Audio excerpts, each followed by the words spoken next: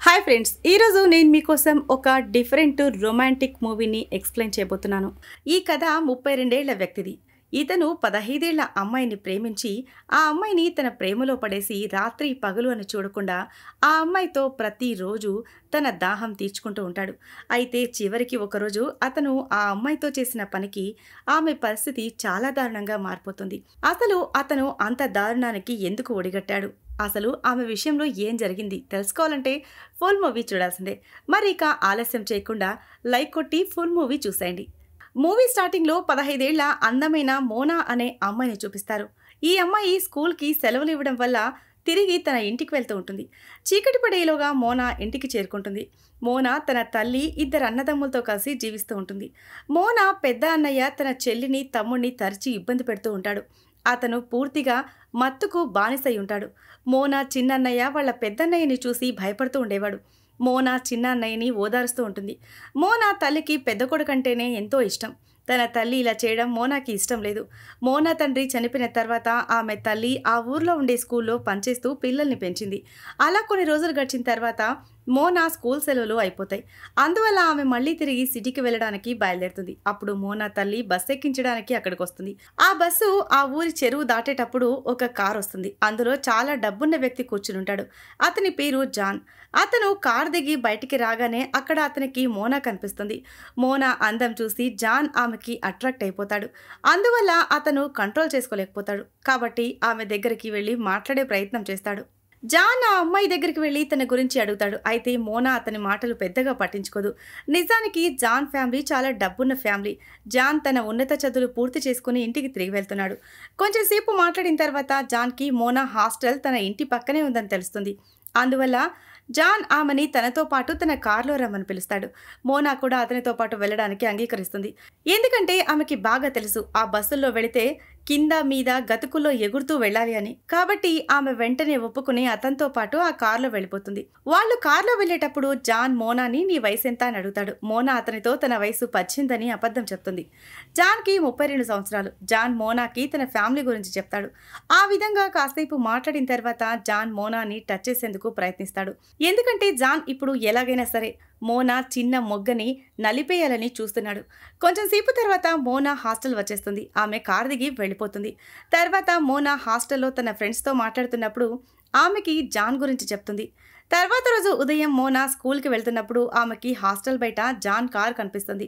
అందువల్ల ఆమె John car దగ్గరికి వెళ్తుంది. జాన్ మోనా చిన్న చిన్న మామిడి పళ్ళు చూసి ఆమెని ఇష్టపడుతున్నాడు. మోనా అతని కార్ అద్దం దగ్గరికి వెళ్ళి అద్దం మీద ముద్దు పెట్టి వెళ్ళిపోతుంది. అది చూసి జాన్కి మోనా కూడా తనని ఇష్టపడుతుందని అర్థమవుతుంది.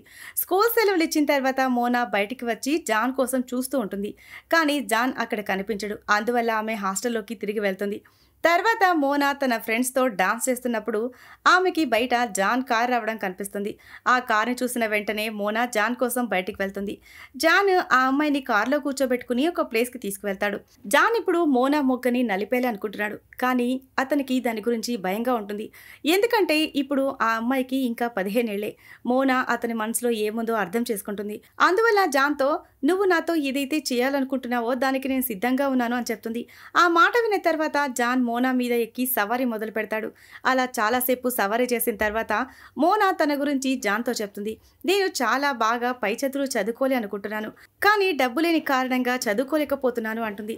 అలాగే తన ఫ్యామిలీ గురించి చెప్తూ మా అమ్మ ఎంతో కష్టపడి మమ్మల్ని పెంచుతోంది అని చెప్తుంది.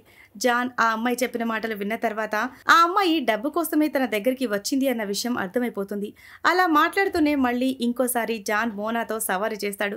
రోజంతా ఎంజాయ్ చేసిన తర్వాత జాన్ ఆ అమ్మాయిని ఒక రెస్టారెంట్కి తీసుకువెళ్తాడు. అక్కడ జాన్ డ్రింక్ కూడా తాగుతాడు. మోనాతో మాట్లాడుతూ మాటల్లో ఆ అమ్మాయికి నేను నిన్ను పెళ్లి చేసుకోలేను, ఎందుకంటే నేను చైనీస్, మా ఫ్యామిలీ మెంబర్స్ నాకు చైనీస్ అమ్మాయితోనే పెళ్లి చేస్తారు అని చెప్తాడు. అది విన్న మోనా నాకు కూడా నీతో పెళ్లి చేసుకోవాలని లేదు, ఎందుకంటే నాకు చైనా అబ్బాయిలంటే ఇష్టం ఉండదు అంటుంది. అయితే మోనా పైకి అలా మాట్లాడుతుంది. రాత్రి హాస్టల్కి వెళ్ళి పడుకున్న తర్వాత మోనా జాన్ మాటలు గుర్తు చేసుకుని బాధపడుతుంది. దీన్ని బట్టి మోనా అతన్ని ప్రేమిస్తుందని అర్థమైపోతుంది. తర్వాత రోజు స్కూల్ అయిపోయిన తర్వాత జాన్ మోనాని తీసుకురావడానికి తన డ్రైవర్ని పంపిస్తాడు. జాన్ డ్రైవర్ ఆ అమ్మాయిని మళ్ళీ అదే రూమ్ దగ్గర వదిలేస్తాడు. రూమ్లోకి వెళ్ళిన తర్వాత జాన్ మళ్ళీ ఆ అమ్మాయితో సవారీ మొదలు పెడతాడు. వాళ్ళిద్దరూ చాలాసేపు ఒకరితో ఒకరు సవారీ చేస్తారు. ఈ విధంగా ప్రతిరోజు స్కూల్ అయిపోయిన తర్వాత మోనా జాన్తో తిరగడానికి బయటకు వస్తూ ఉంటుంది. వాళ్ళు రోజంతా దబిడిదిబిడి చేస్తూ ఉంటారు. ఈ విధంగా చాలా రోజులు గడుస్తాయి. ఆ తర్వాత ఒకరోజు మోనా జాన్ని తీసుకుని వాళ్ళ ఊరికి వెళ్తుంది. మోనా కారులో రావడం చూసి తన తల్లి షాక్ తింటుంది. అందువల్ల ఆమెకి మోనా మీద అనుమానం ఏర్పడుతుంది. తర్వాత మోనా తల్లి, నువ్వు 3 రోజుల నుంచి స్కూల్కి వెళ్ళటం లేదట, నాకు స్కూల్ నుంచి నోటీసులు పంపించారు అని చెప్తుంది. అప్పుడు మోనా, నాకు ఒక ఫ్రెండ్ ఉన్నాడు, అతను చాలా డబ్బున్న వ్యక్తి, నేను అతనితో తిరగడానికి వెళ్ళాను అని చెప్తుంది. అయితే ఆ అమ్మాయి జాన్తో తనకున్న ఎఫైర్ గురించి తన తల్లికి చెప్పదు. తర్వాత రోజు జాన్ మోనా ఫ్యామిలీ మొత్తాన్ని డిన్నర్ చేయడానికి రెస్టారెంట్కి తీసుకువెళ్తాడు. అక్కడ జాన్ వాళ్ళ ఫ్యామిలీకి తన గురించి చెప్తూ ఉంటాడు.